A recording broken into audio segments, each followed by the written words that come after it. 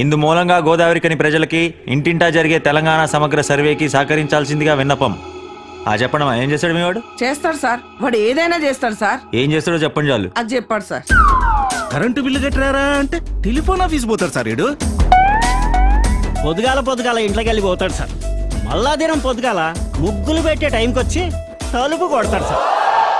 నాకు ఎలాగో చెప్పవా, కనీసం ఆయనకనే చెప్పు. వీడన్నీ డబుల్ పనులు చేస్తాడు సార్.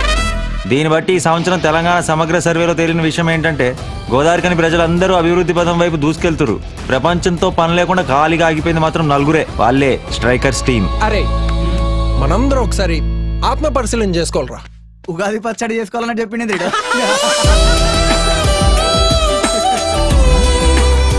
హలో అండి.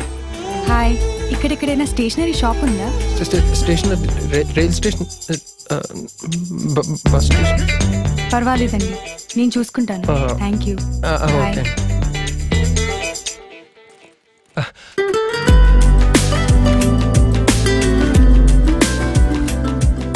ఏంద్రీడు అమ్మాయి రాగానే చంపాడు. ఆత్మ పరిశీలన. ఒక అమ్మాయి వల్ల జీవితాలు మారిపోతాయని ఎవరు రాసిండో గానీ తీసిమార్గాడ్రా.